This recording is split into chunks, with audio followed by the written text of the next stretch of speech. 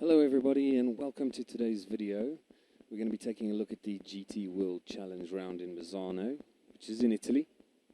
The sprint race. It's a 1 hour race with a mandatory pit stop for tyres and a driver change. It's also the home race of Valentino Rossi, MotoGP champion. Also at the track named after his tragically killed friend Marco Simoncelli. So a special weekend for Valentino where him and teammate Maxime Martin would be hoping to do really, really well. It was also a very, very hot weekend. So strategy on the tyres was going to be of utmost importance, as well as just trying to keep cool. And that was the reaction a few moments ago when he stepped out onto the grid, still in civvies rather than in overalls, so temperature managed quite well, and the Misano circuit management delighted to see him. And how about that for a reaction? Not many GT drivers get that. No, I mean, he's a remarkable competitor on 2 wheels, now on 4 wheels. So the fans are there. There you can see the blue and yellow with the 46 number. Vale, it's always amazing to see so many of your fans here screaming as you come out of the pit onto the garage here and onto the grid here, still crowding around. How does that feel for you? It's always great. The support is special, and the race here in Misano is really our home Grand Prix, so it's always special. Yesterday we did a good race, so we have a good pace. This morning Max put the car in the 3rd position, so we have a lot better starting position, so we can do another type of race, and we see.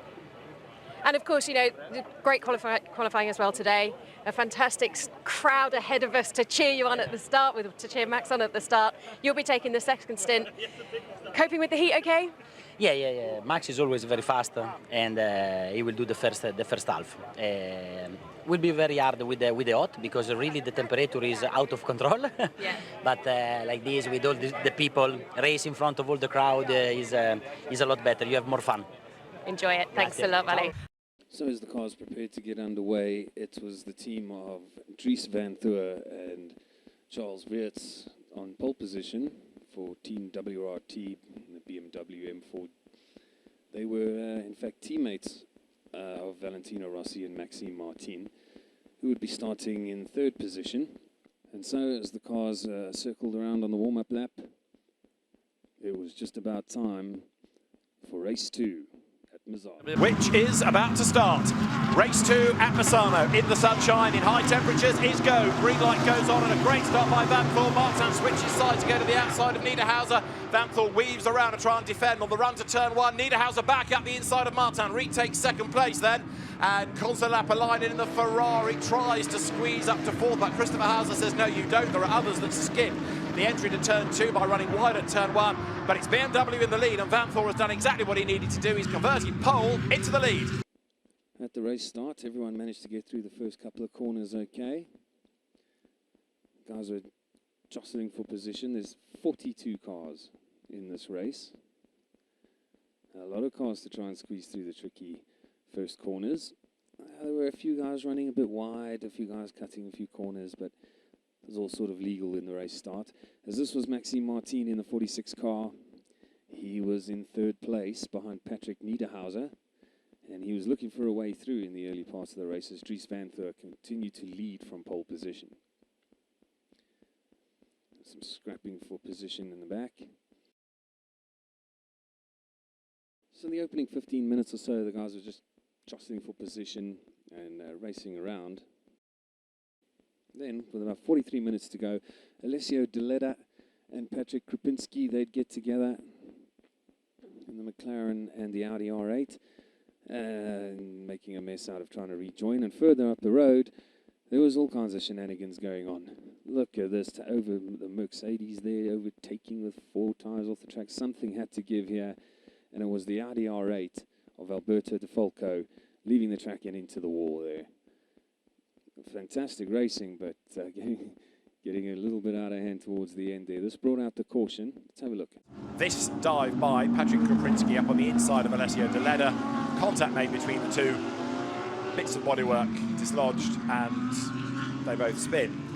Then up into position goes Alberto Di Folco. He gets hip and shouldered out by Nicola Marinangeli. That's what triggered it all. Di Folco on the inside, Cesar Ghiazzo on the outside. Di Folco didn't like that. He squeezes Marinangeli, who goes way wide. Look at the blue Mercedes from the back of the queue, all four wheels off the road. Track limits, and four abreast, but then something gives, and the Audis tangle. In fact, it was the two teammates touching, and Di Folco was the one that came off. I mean, just as very, the car literally went from being on the racetrack, spat off the racetrack, off to the right, and nothing that Alberto Di Folco could do about that. Just carrying too much speed, probably doing well in excess of 200 kilometers an hour when that contact took place. So this is Di Folco's view. Wait for the nudge. Gets pincered.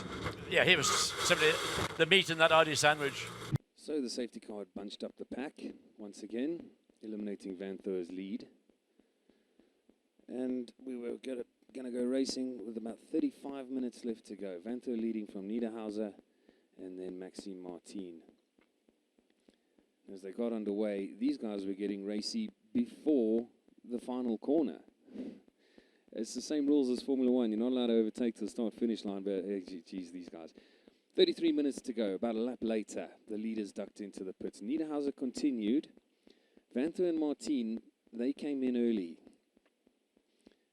There was the pit window was open, and as it opened, these two BMWs, they came in for their stops. So this would be a race of the pit teams here, to the crews, to see who was going to get out in front as Valentino got strapped in. And he got out first. This was a disastrous pit stop for Vanthoor and Charles Weerts, who's now in the car. And Valentino Rossi, he led the way out of the pits. Of course, he would rejoin in about 4th place, but after all the pit stops, he had cycled through into the lead. And not only did he hold this advantage, but he put in a really composed drive, and he's actually started extending his lead. And started clicking off the laps, and the gap grew from about 4 seconds at the pit stops to 5.5 seconds into the lead. He was leading from the Audi R8 of Lucas Langeret, and another BMW M4 of Jean-Baptiste Simenoya. So a little bit further back, we had last year's champion, the reigning champion, Raffaele Marciello, Lello Marciello as they call him. And he was lining up some overtaking moves here. He first got past Erwan Bastard, which is a bit of an unfortunate name. He got through, and then he found himself behind Alto here, Giacomo Alto. And this is just great because you can follow him here on the onboard and just see how he lines him up. He gets into the slipstream here, pulls to the outside, forces him to go on the inside, looks on the outside again, forcing the block on the inside, takes that inside line and squeezes him out wide. Maybe a bit cheeky, but that's fair racing in this series. But probably would have been expelled from the race if it was F1 or some penalty of some kind. But the Italian fans, they were celebrating as Valentino Rossi was 2 minutes away now from his first ever win in this class.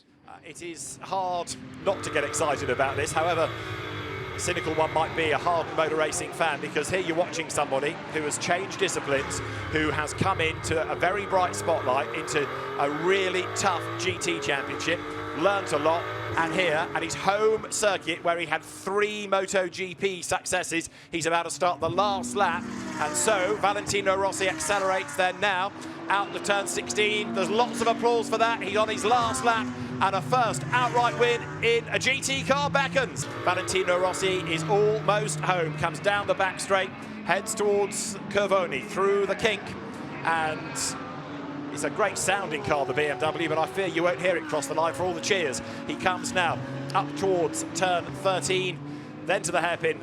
The road tightens and tightens and tightens, and then 15 and 16 back and 2 corners to go before a first win in Fanatec GT World Challenge Europe, powered by AWS Sprint Cup. Maxime Martin started it.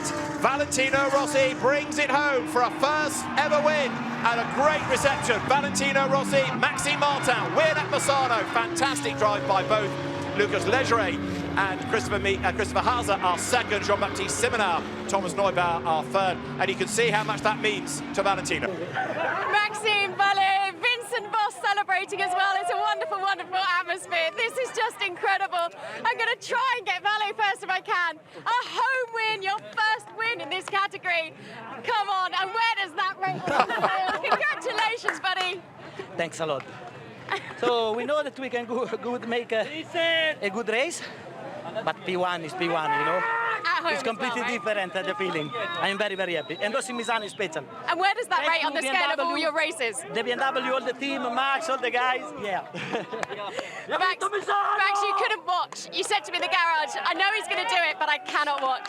No, I can definitely not watch, and it's an amazing feeling for him to win here on his home race, and for us to win this, first victory of the season. It's amazing. Congratulations. Really great atmosphere down here too. Well done.